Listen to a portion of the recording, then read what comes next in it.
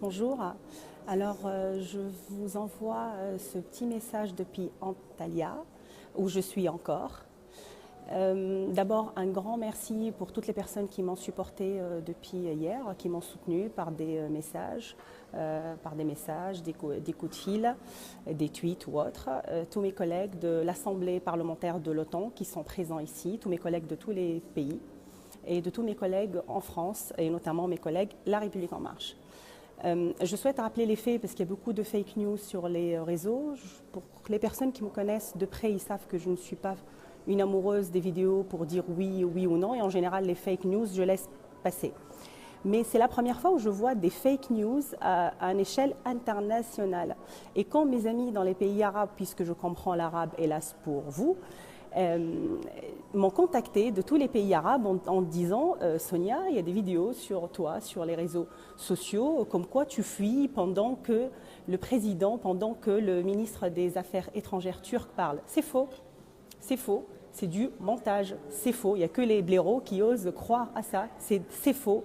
Ceux qui ont regardé la vidéo en direct, ils savent que je n'avais pas le droit de prendre la parole après. Donc du coup, quand on n'a pas le droit de prendre la parole, quand quelqu'un vous insulte en face, la première chose que vous devriez faire, écoutez, vous contestez. Et donc j'ai quitté la salle avec toute la délégation française. Voilà. Donc je n'ai pas fui. Pour ceux qui me connaissent de très près, ils savent que je ne fuis jamais.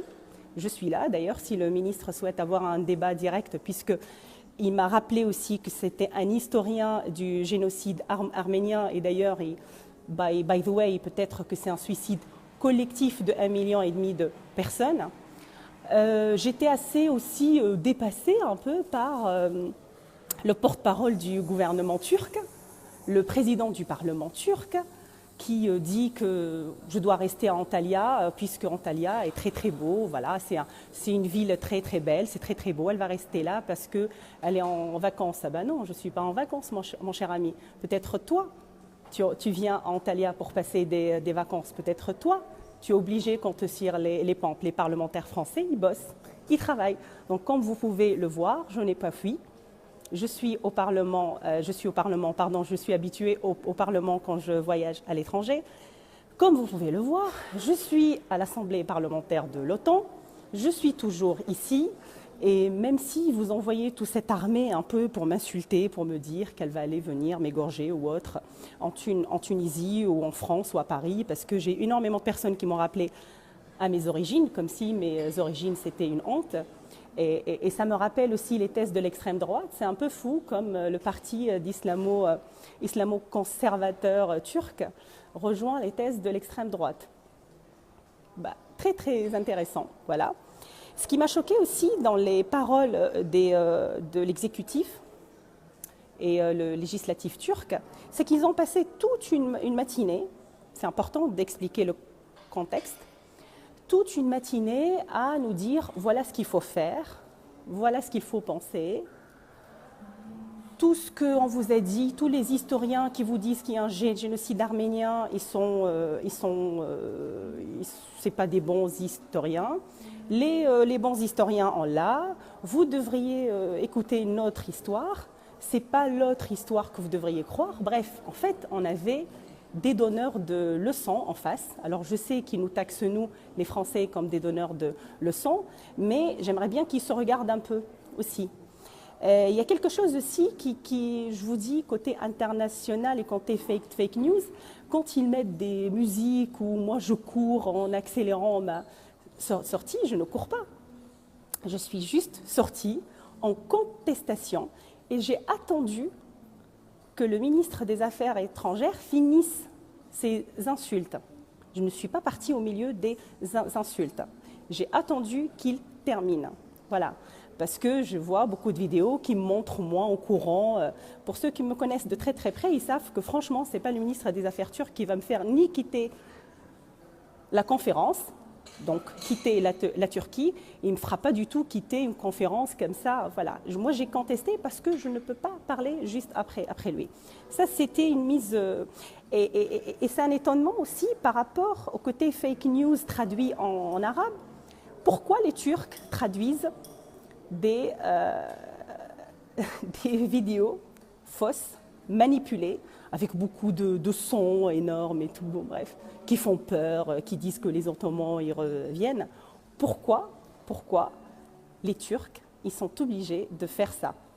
C'est quoi leur projet dans les pays arabes? C'est quoi cette volonté de retrouver le côté ottoman? On va aller jusqu'à Cordoba, voilà. Pourquoi cette folie de grandeur? Et pourquoi, j'aimerais bien savoir, pourquoi un porte-parole du gouvernement répond à une pauvre députée?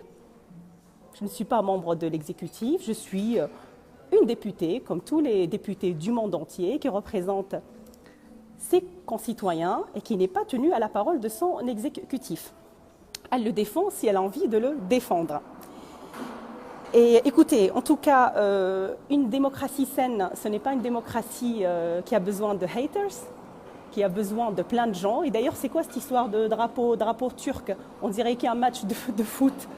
Est-ce que vous avez vu des millions de Français vous sortir des drapeaux? Ils s'en foutent.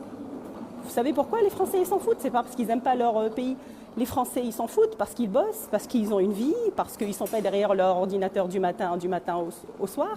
Bref, donc c'est facile, c'est très facile. Moi je ne suis pas avec ou contre quelque chose. J'ai aussi rappelé que la France a fait et doit continuer de faire face à tout ce qu'elle a fait sous la colonisation. Et ça, je ne changerai pas d'avis.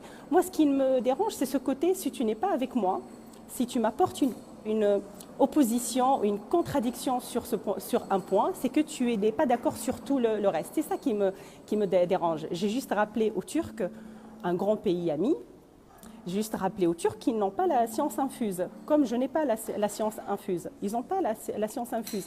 Ils ne peuvent pas réécrire l'histoire comme ils veulent.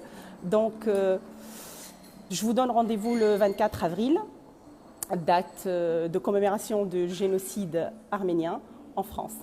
À bientôt, et ça sera ma première et ma dernière vidéo parler de cela.